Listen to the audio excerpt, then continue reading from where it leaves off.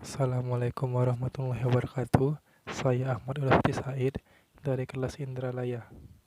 Tanjung Batu adalah sebuah desa yang menjadi ibu kota kecamatan di Kabupaten Ogan Komering Ilir, Provinsi Sumatera Selatan.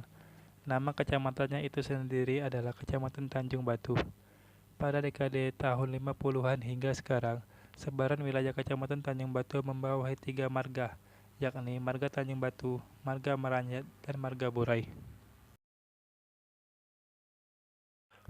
Pada tahun 2004, Kabupaten Ogan Komering Ilir dipecah menjadi 2 kabupaten, yaitu Kabupaten Ogan Komering Ilir dan Ogan Ilir. Wilayah Tanjung Batu sendiri kemudian masuk di bawah naungan Kabupaten Ogan Ilir. Seiring dengan laju perkembangan sistem pemerintahan, pada bulan Agustus 2005, kepemerintahan Desa Tanjung Batu yang tadinya berbentuk desa berubah status menjadi kelurahan yang diatur dalam Kemendagri Nomor 25 Tahun 1996.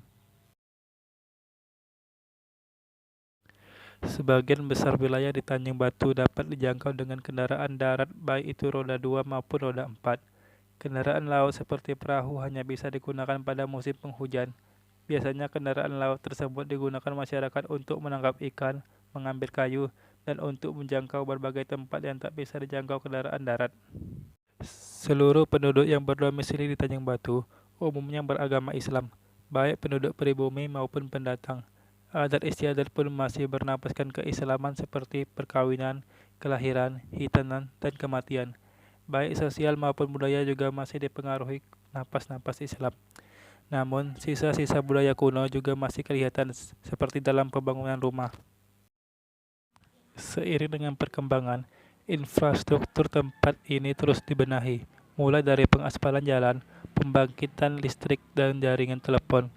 Hampir seluruh bagian jalan utama di kelurahan ini sudah diaspali, sehingga jarak tempuh dari pusat kota dan dari serta ke kelurahan atau kecamatan lain saat ini relatif sudah cukup lancar.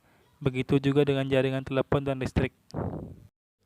Lalu bagaimana asal-usul dari desa yang bernama Tanjung Batu? Dikisahkan bahwa pada zaman purba di suatu pulau yang sekarang dikenal dengan sebutan Andalas, hiduplah sekelompok manusia yang berperadaban masih sangat rendah. Mereka hidup di hutan belantara dan berkelompok serta berpindah-pindah.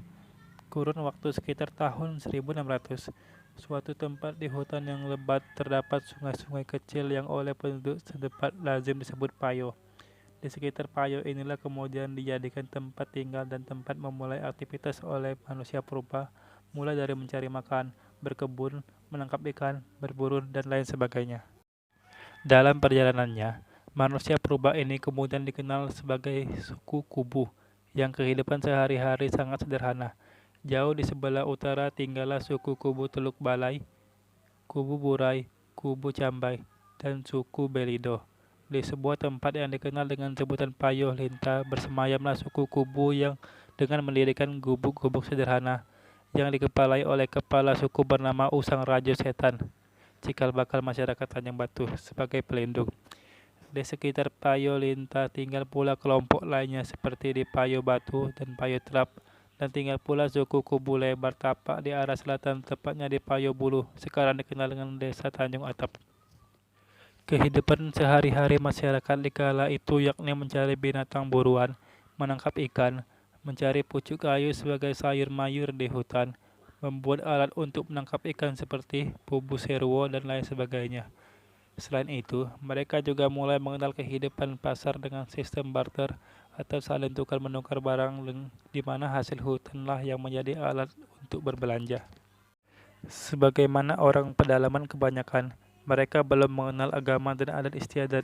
Mereka masih menganut paham animisme dan dinamisme. Pengertian mereka tentang hujan, petir, angin mempunyai kekuatan gaib yang dianggapnya bertuah dan kadang-kadang dianggap malapetaka.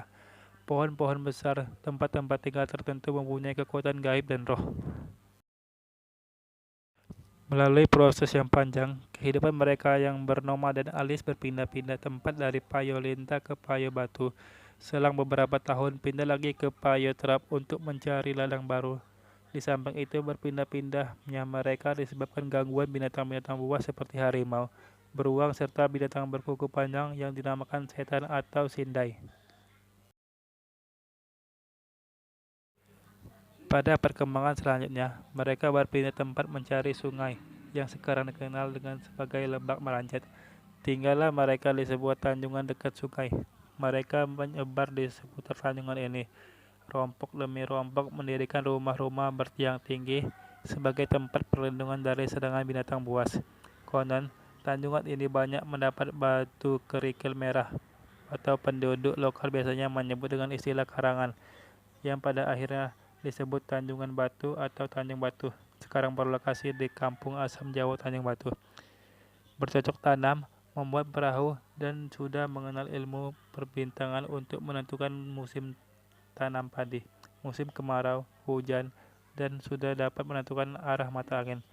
Peradaban berkembang, penduduk bertambah, dan pada akhirnya menetaplah mereka di daerah ini menjadi sebuah dusun yang dikenal sebagai Tanjung Batu.